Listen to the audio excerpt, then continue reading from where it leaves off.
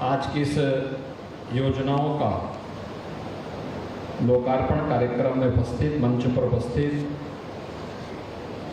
उत्तर प्रदेश सरकार में मंत्रिमंडल के मेरे वरिष्ठ सहयोगी, प्रदेश के विज्ञान और प्रौद्योगिकी विभाग के मंत्री श्री अनिल कुमार जी,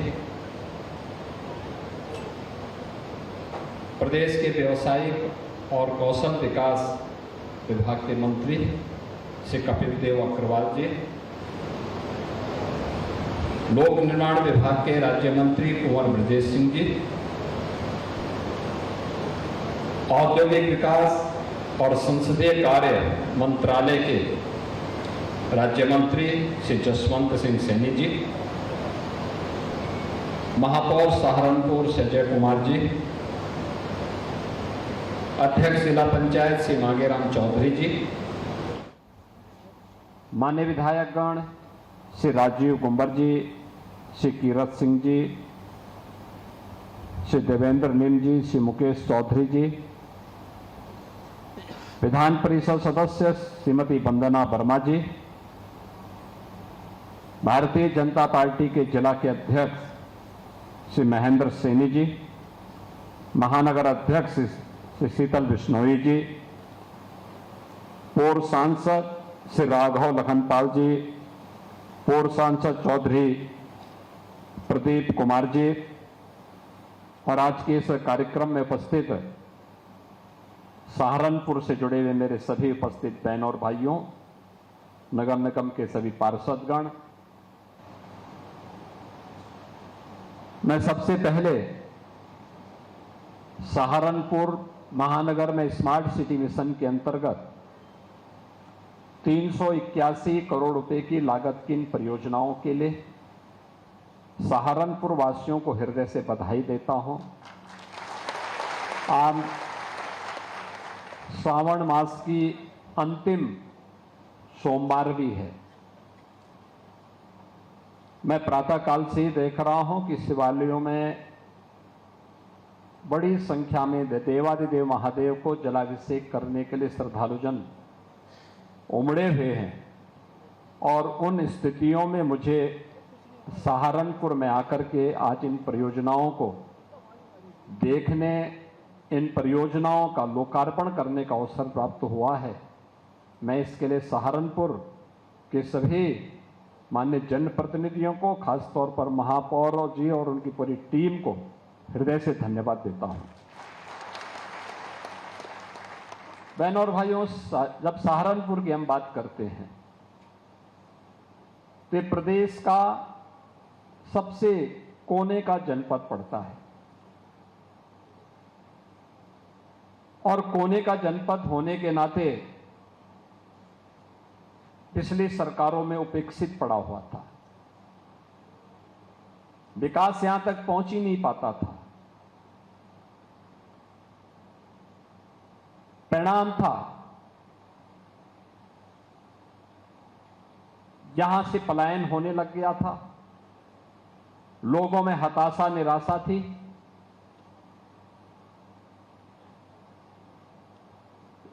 असमंजस की सी स्थिति थी। लेकिन अब डबल इंजन की भारतीय जनता पार्टी की सरकार के कारण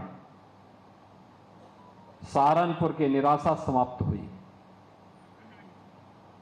सहारनपुर के साथ आज दोनों सरकारें पूरी मजबूती के साथ खड़ी हुई हैं। अब यहां पर चल रही परियोजनाएं सहारनपुर को एक पहचान दिलाती हैं। सहारनपुर को उसकी विरासत से जोड़ा गया है। मां शाकंभरी का पावन धाम होने के साथ ही इस पूरी कमिश्नरी में किसी भी युवा की डिग्री में कोई एक नाम आएगा तो माता शाकंभरी का नाम जुड़ेगा। माता शाकंभरी विश्वविद्यालय प्रारंभ हो चुका है, भवन बन चुका है, हैंडओवर की कार्रवाई अंतिम चरणों में चल रही है और जिस दिन वो बनकर के तैयार होगा तो स्वयं उसके लोकार्पण करने के लिए हम लोग फिर पधारेंगे। एक बड़ा आयोजन यहाँ पर सहारनपुर के युवाओं के लिए हम लोग यहाँ पे करेंगे। सहारनपुर से जुड़े हुए वे सभी स्थल, चाहे वह माता त्रिपुरेश्वरी बाला सुंदरी का स्थल देवबंद हो या फिर बाबा गुग्धाबीर का धार्मिक स्थल गंगो, अभी हम जहरवीर गोगा जिसे जुड़े हुए एक पावन स्थल के सुंदरीकरण के कार्य का अवलोकन करके भी आ रहे हैं। यह है विरासत के साथ जोड़ने की सरकार की प्रतिबद्धता। ये वही प्रतिबद्धता है जो विरासत का संरक्षण भी करती है और आम नागरिक को विकास के साथ भी जोड़ती है। पहले की सरकारें किस रूप में शोषण करती थी? जाति के नाम पर तो बांटती थी, लेकिन योजनाओं का लाभ केवल परिवार तक सीमित करती थी। एक परिवार पूरे प्रदेश में अराजकता का कारण बनता था, जाति बदनाम होती थी और प्रदेशवासियों के सामने पहचान का संकट खड़ा होता था। पहचान का संकट प्रदेशवासियों के सामने खड़ा होता था। आज ऐसा नहीं, अब तो विकास हो रहा है। एक और यहां पर विश्वविद्यालय का निर्माण, वो भी माता शाकंभरी के नाम पर। विरासत के संरक्षण के लिए माता शाकंभरी मंदिर के कॉरिडोर के विकास का कार्य आपने देखा होगा, पहले वहां जाना ही कठिन होता था।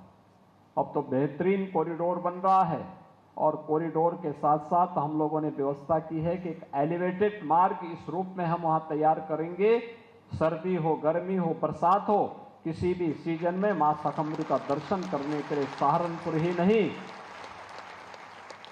देश भर का श्रद्धालु आकर के, जैसे आपने महाकुंभ में देखा होगा, पूरी दुनिया आई थी, 66 करोड़ से अधिक श्रद्धालु वहां पर आए। दुनिया से अपना पैसा खर्च करके लोग आ रहे हैं, लेकिन परेशानी हो रही थी कांग्रेस और समाजवादी पार्टी के लोगों को। उनको परेशानी इस बात की हो रही थी कि सनातन धर्म का वैभव और गौरव इतना ऊंचा कैसे हो जा रहा है, क्योंकि इन लोगों की संवेदना एक गरीब के साथ नहीं होती। इन लोगों की सहानुभूति एक नौजवान के साथ नहीं होती है। इनको भारत की विरासत पर गौरव की अनुभूति नहीं होती है। भारत और भारतीयता अगर आगे बढ़ता है तो इनको परेशानी होती है, लेकिन अगर कहीं आतंकी वारदात होती है तो आतंकी वारदात को संरक्षण देने के लिए छाती चौड़ी करके लोग आगे बढ़ने का कुत्सित प्रयास करते हैं। आपने देखा होगा अभी हाल ही में 2 घटनाओं का माननीय न्यायालय ने निर्णय करते हुए कार्य किया। एक, कांग्रेस की सरकार के समय महाराष्ट्र के मालेगांव में हुए विस्फोट में कैसे तत्कालीन कांग्रेस की पार्टी की सरकार ने और उनके सहयोगी दलों ने हिंदुओं को अभियुक्त बना करके, आरोपों को घेरे में ला करके सभी हिंदू नेताओं को अभियुक्त बनाने की कुत्सित चेष्टा कैसे की थी, आज एटीएस के खुलासे से सारे तथ्य सामने आ रहे हैं। कांग्रेस और उसके सहयोगी दलों का यह कृत्य राष्ट्रद्रोह की श्रेणी में आता है।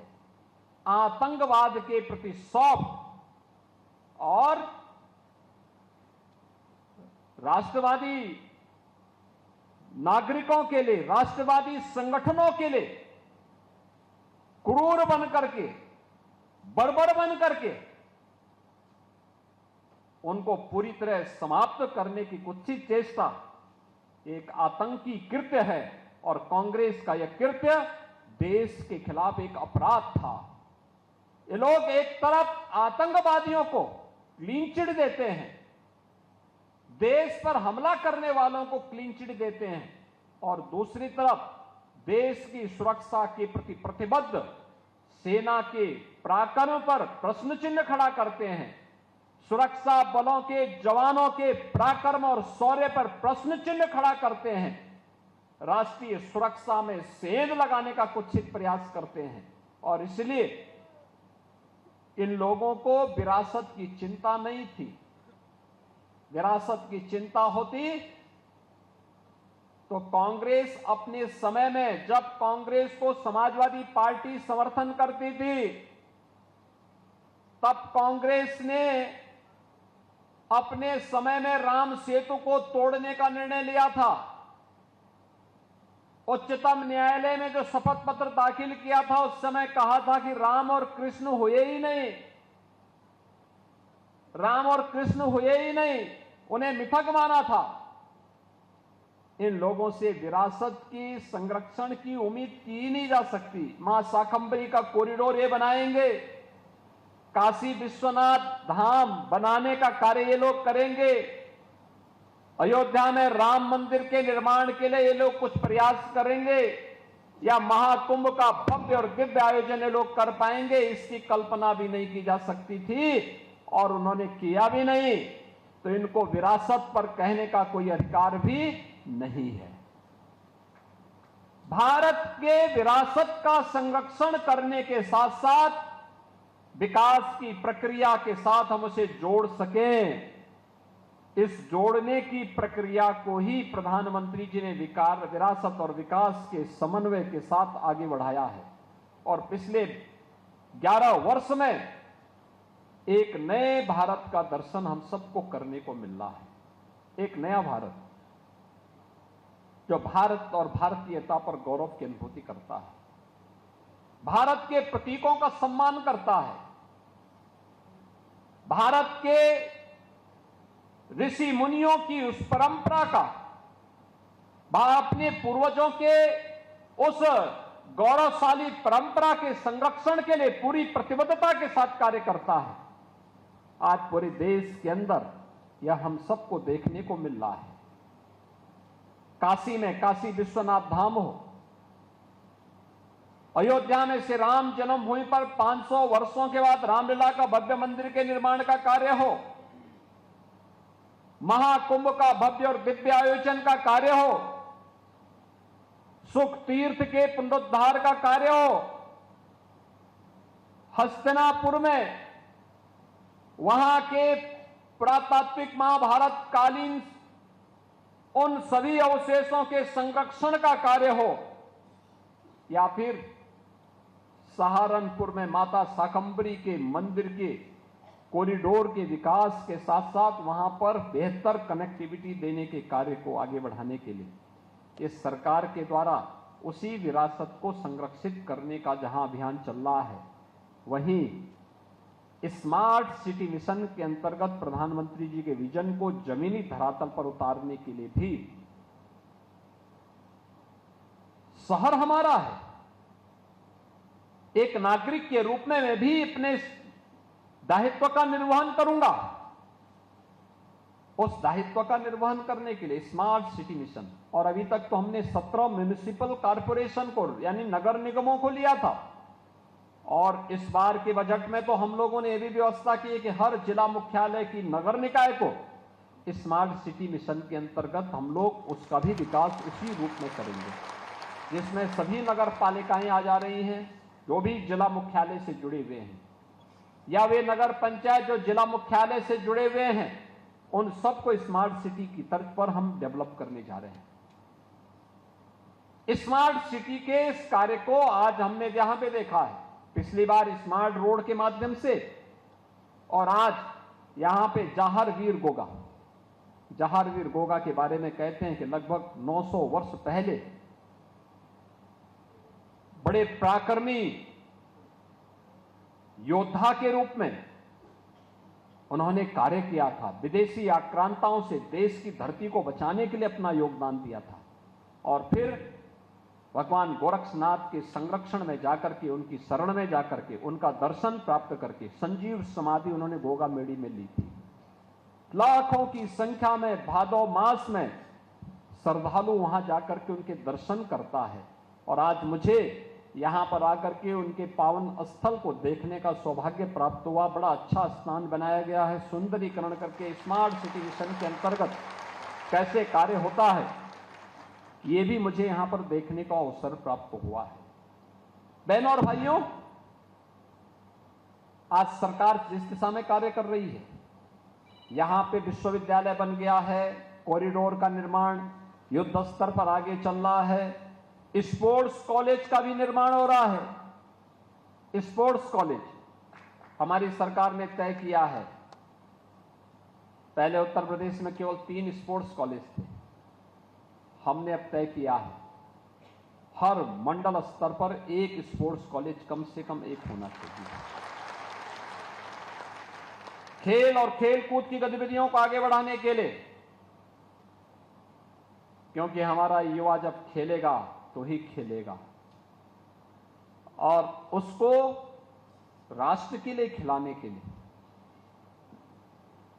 उसकी ऊर्जा और उसकी प्रतिभा का लाभ देश को मिले, आने वाली पीढ़ी को मिले, इसी को ध्यान में रख करके हम लोग मेरठ में प्रदेश का पहला स्पोर्ट्स यूनिवर्सिटी का संचालन कर चुके हैं। विश्वविद्यालय बन रहा, बड़ा विश्वविद्यालय बन रहा है। 90 एकड़ क्षेत्रफल में विश्वविद्यालय हम बना रहे हैं। पहला स्पोर्ट्स यूनिवर्सिटी है। आपका यहां पे सरसावां का एयरपोर्ट, यह भी सिविल टर्मिनल बन चुका है, वायु सेवा उसमें प्रारंभ होनी है। कनेक्टिविटी की दृष्टि से आज तो सहारनपुर की कनेक्टिविटी बहुत अच्छी हो गई है। दिल्ली जाना हो 3-3.5 घंटे में आप पहुंच सकते हैं।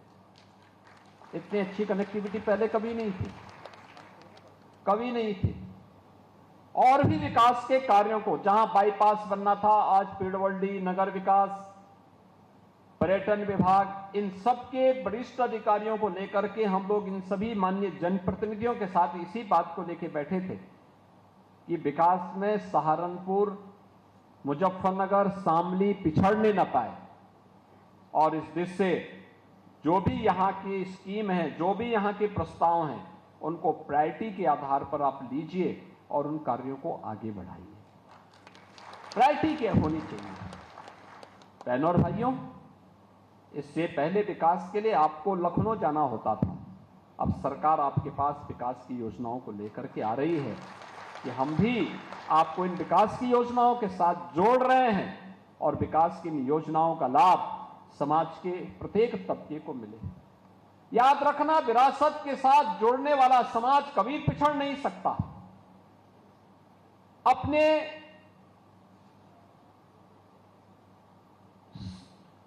विरासत पर गौरव की अनुभूति करने वाला समाज को दुनिया की कोई ताकत पीछे नहीं कर सकती।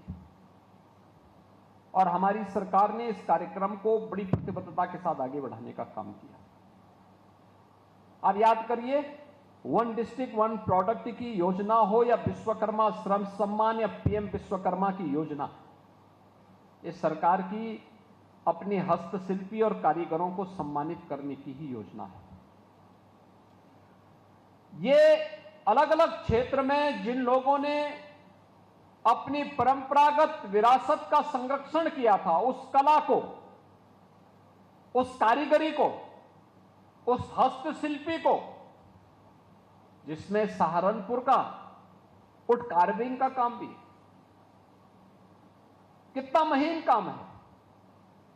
अगर पिछली सरकारों ने साजिश करके इस कार्य को और यहां के कारीगरों को हतोत्साहित नहीं किया होता, तो सहारनपुर का फर्नीचर और सहारनपुर का वुड कार्विंग वैश्विक पटल पर वैसे ही छाता जैसे इटली के फर्नीचर छाए हुए हैं। इटली आपके सामने टिकता नहीं, इतना महीन काम और इतना शानदार कार्य सहारनपुर का है। और उस कारीगरी को पिछली सरकारों ने समाप्त किया। प्रधानमंत्री जी की प्रेरणा से हमारी सरकार ने 1 डिस्ट्रिक्ट 1 प्रोडक्ट के माध्यम से, एक जनपद एक उत्पाद के माध्यम से इसको एक प्लेटफॉर्म दिया, डिजाइन दी, पैकेजिंग की सुविधा दी, मार्केटिंग की सुविधा दी एक्सपोर्ट के लिए सुविधाएं दी। आज परिणाम है ये तेजी के साथ आगे बढ़ रहा है, इसको एक नई पहचान मिल रही है। अब हम लोग देखते हैं किसी को फर्नीचर लेना हो तो सहारनपुर की तरफ दौड़ता है। प्रदेश भर में, एनसीआर में अच्छा फर्नीचर कहां मिलेगा? सहारनपुर में मिलेगा। सहारनपुर की तरफ आता है, यहां की कारीगरी को देखता है, यहां के वुड कार्विंग को देखता है। और सहारनपुर को तो हम लोगों ने इस पे आगे बढ़ाने का काम किया, लेकिन साथ साथ खुर्जा में, अलीगढ़ में,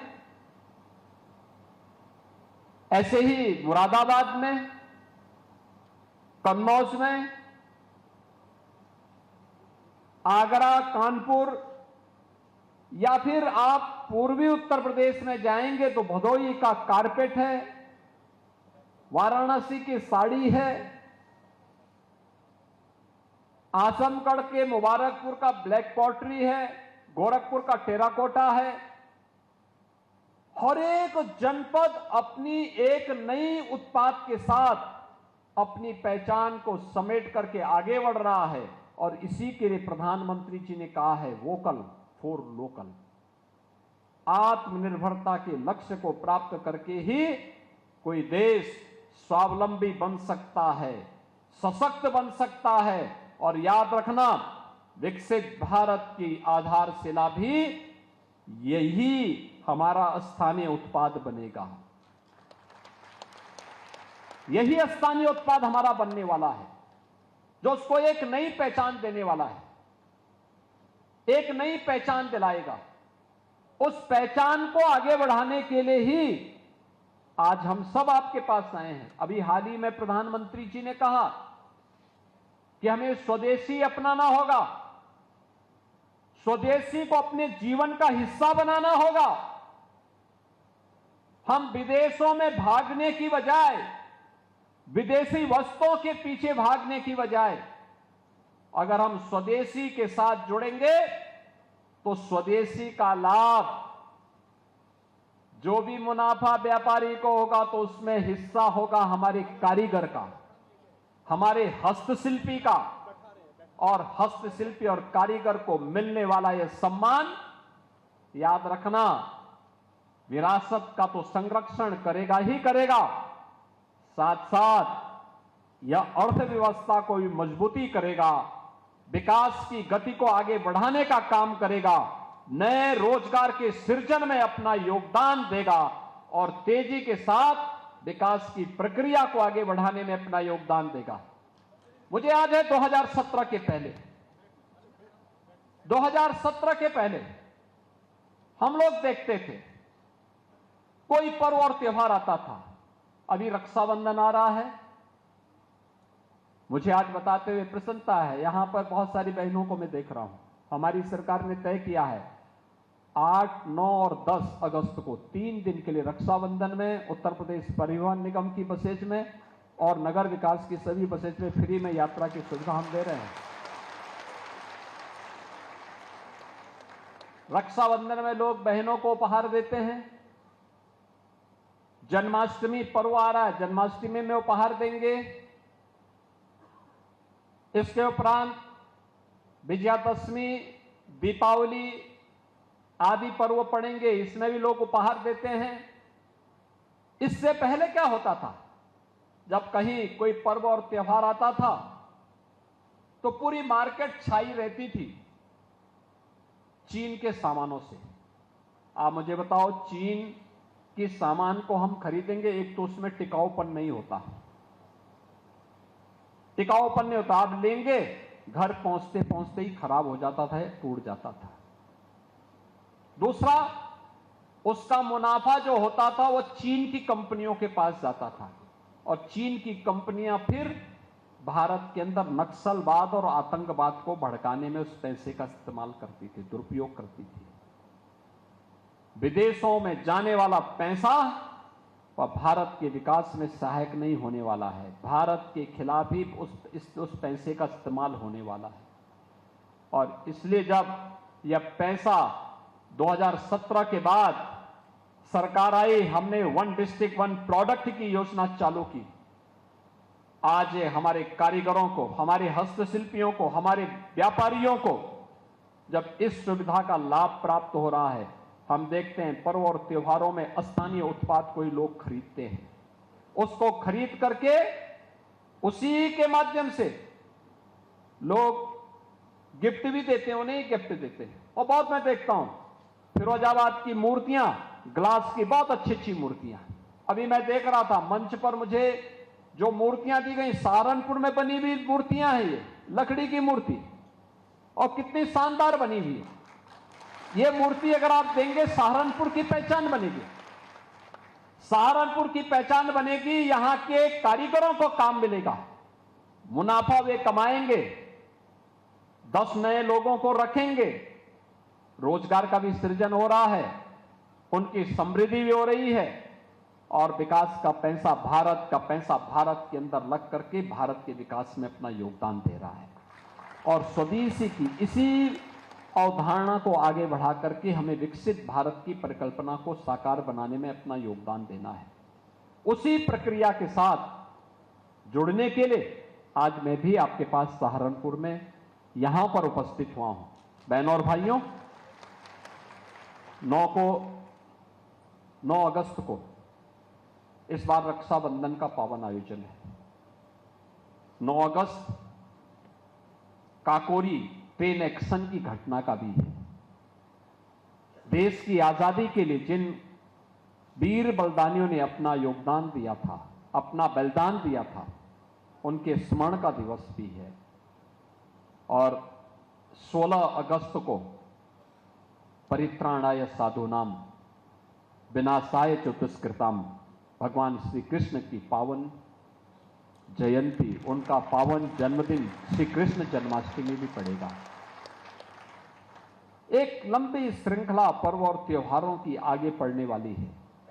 इन सब के साथ हम जुड़ेंगे।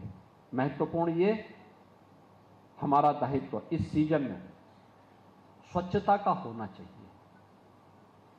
15 को 15 अगस्त पड़ेगा, देश की आजादी का पावन दिन। लेकिन आजादी के एक दिन पहले विभाजन की त्रासदी को भी हम लोगों को झेलना पड़ा था। विभाजन त्रासदी का दिवस भी 14 अगस्त को पड़ेगा। भारत सरकार ने तय किया है 13, 14, 15 3 दिन हर भारतवासी, हर नागरिक अपने घर में, अपने प्रतिष्ठान में, अपनी संस्था में भारत के आन मान और शान के प्रतीक तिरंगा का आरोहण करेगा। तिरंगा भारत के आन मान शान का प्रतीक करने से तिरंगा यात्रा निकलनी चाहिए। राष्ट्रगान हर संस्था में होना चाहिए। तिरंगा के प्रति, भारत के सैनिकों के प्रति, भारत के सुरक्षा बलों के जवानों के प्रति सम्मान का भाव हमें व्यक्त करना चाहिए, क्योंकि ये हमारी सुरक्षा के प्रति प्रतिबद्धता को दिखाएगा। एक तरफ विकास और विरासत, और दूसरी तरफ गरीब कल्याणकारी योजनाएं। आपने देखा होगा गरीब कल्याणकारी योजनाओं में सरकार की योजनाओं का लाभ कैसे दिया जा रहा है। सीएम युवा उद्यमी योजना, हमने यहां पे सीएम युवा उद्यमी योजना के अंतर्गत 21 वर्ष से 40 वर्ष के युवा का चयन किया है, और संख्या सीमित नहीं रखी है। कोई भी युवा अपना कारोबार करना चाहता है तो हमने कहा भी ठीक है, थोड़ा पैसा आप लगाइए, 10% मार्जिन मनी हम देंगे। गारंटी आपको बैंक को गारंटी नहीं देनी है, और ब्याज भी नहीं देना है। आप मूलधन का जो बकाया राशि है किस्तों के आधार पर वापस करेंगे, बाकी ब्याज भी सरकार देगी, गारंटी भी सरकार देगी, सरकार आपको मार्जिन मनी भी देगी, आप अपना व्यवसाय करिए। और मुझे बताते हुए प्रसन्नता है कि अब तक 70,000 से अधिक युवाओं को युवा उद्यमी के रूप में हमने आगे बढ़ाने का काम किया है। 24 जनवरी को हमने इसको लॉन्च किया था। 24 जनवरी से अब तक 70,000 युवा इस स्कीम के साथ जुड़ चुके हैं। इसमें भी कोई भी काम, कोई अचार बनाने का काम कर सकता है, कोई प्रोसेसिंग सेंटर बना सकता है, कोई वुड कार्विंग का काम कर सकता है, कोई भी काम ऐसा कर सकते हैं। पहले चरण में 5 लाख, अगले चरण में 7.5 लाख और तीसरे चरण में 10 लाख रुपया ब्याज मुक्त, गारंटी मुक्त देने के कार्यक्रम के साथ ये डबल इंजन की सरकार इस योजना को लेकर के आगे बढ़ रही है। आज आप देख रहे होंगे जो काम कभी 70 वर्षों में नहीं हुआ, प्रधानमंत्री मोदी जी के नेतृत्व में पिछले 10 वर्ष में हुआ। स्वच्छ भारत मिशन में घर में शौचालय हो, हर घर नल की योजना के माध्यम से शुद्ध पेयजल की आपूर्ति का हो, आयुष्मान भारत में 5 लाख रुपए की स्वास्थ्य बीमा का कवर हो, हर जरूरतमंद को राशन कार्ड की सुविधा का लाभ, हर वृद्धजन को जो पात्रता की श्रेणी में आते हैं, हर निराश्रित महिला को, हर दिव्यांगजन को पेंशन की सुविधा का लाभ, या फिर वे सभी स्कीम जिसके लिए पहले हमें भटकना पड़ता था, जो लोग समाज को बांटने वाले थे, जो जाति के नाम पर, क्षेत्र के नाम पर, भाषा के नाम पर बांटते थे, उन्होंने योजनाओं से वंचित करके रखा। योजनाएं नहीं दी, लेकिन झुनझुना पकड़ा करके लोगों को बहकाते रहते थे, समाज को तोड़ते रहते थे, सामाजिक एकता को खंडित करते रहते थे। ये जातिवादी राजनीति करने वाले लोग जाति के नाम पर तो सत्ता में आते थे, सत्ता में आने के बाद ये लोग तुष्टीकरण की पराकाष्ठा को पार करके दंगों की आग में प्रदेश को झोंकने का कार्य करते थे। दुष्परिणाम प्रदेश के प्रत्येक नागरिक के सामने, हर युवा के सामने पहचान का संकट खड़ा होता था। आज बहनों और भाइयों, पहचान का संकट नहीं। आज मैं कह सकता हूं, हमारे यूपी का कोई भी नौजवान, कोई भी व्यापारी, कोई भी किसान, कोई भी नागरिक कहीं भी जाएगा देश के अंदर, जैसे ही आप कहेंगे उत्तर प्रदेश, अगले के चेहरे पर एक चमक आती। उत्तर प्रदेश, याद करिए क्या पिछली सरकारों के समय में ऐसी स्थिति हुआ करती थी? पिछली सरकारों के समय उत्तर प्रदेश का नाम सुन करके अगला व्यक्ति घूम जाता था, आपसे बात नहीं करना चाहता था। आज उसको लगता है उत्तर प्रदेश ने वह करके दिखाया है जो लोगों को असंभव लगता था, और ये असंभव को संभव इसलिए कर पाए हैं क्योंकि आप सबका सहयोग इन जनप्रतिनिधियों को मिलता है, और इन सब जनप्रतिनिधियों का सहयोग मुझे मिलता है, मोदी जी को मिलता है। परिणाम है डबल इंजन की सरकार अब बैलगाड़ी बनकर के नहीं, भैंसा गाड़ी बनकर के नहीं, बल्कि बुलेट ट्रेन की स्पीड से विकास के कार्यक्रमों को लेकर के आगे बढ़ रही है। उसी अभियान के साथ जोड़ने के लिए आज हम यहां पर आए हैं। मुझे बहुत प्रसन्नता है, सहारनपुर विकास की इस प्रक्रिया में तेजी के साथ आगे बढ़ा है। स्मार्ट सिटी मिशन की ये योजनाएं जो आज 381 करोड़ रुपए की है, इन 381 करोड़ रुपए की 15 परियोजनाओं के लिए सहारनपुर महानगर वासियों को, सहारनपुर जनपद वासियों को मैं बधाई देता हूं, और मुझे विश्वास है कि स्मार्ट सिटी की इन कार्यों की ही तर्ज पर अन्य योजनाएं भी हम आगे बढ़ाने में सफल होंगे। आज के इस अवसर पर आप सबको मैं रक्षाबंधन और श्री कृष्ण जन्माष्टमी की हृदय से बधाई और शुभकामनाएं देते हुए अपनी वाणी को विराम देता हूं। धन्यवाद। जय हिंद। बहुत बहुत धन्यवाद। आपने आज उन्होंने महासौगात दी है सहारनपुर वासियों को, और इस दौरान पिछली सरकारों पर भी जमकर बरसे और तमाम योजनाएं जो केंद्र की हैं, राज्य की है, वो गिनवाते नजर आए। आगामी त्योहारों को लेकर शुभकामनाएं दी, और साथ ही साथ 15 अगस्त को हर, चाहे वो ऑफिस हो, दफ्तर, घर, वहां तिरंगा फहराने की बात उन्होंने कही है, लोगों से अपील भी की है। तो बड़ी बातें आपको बता दें, महाकुंभ का महाआयोजन हमारी सरकार में हुआ, यह कहना है सीएम का। विपक्ष को विरासत में बोलने का अधिकार नहीं। पहले की सरकारें शोषण करती थी, तो योजनाओं का लाभ सिर्फ परिवार तक ही सीमित था। आज हर किसी को लाभ मिल रहा है। प्रदेशवासियों के साथ लगातार सरकार खड़ी है। जहां भक्ति है हर शब्द में, कथाओं में छुपे हैं दिव्य रहस्य, और ज्योतिष देता है जीवन को दिशा। धर्म से जुड़ी हर बातों को जानने के लिए हमारे चैनल स्तुति को सब्सक्राइब करें। चैनल पर जाने के लिए इस लिंक पर क्लिक करें।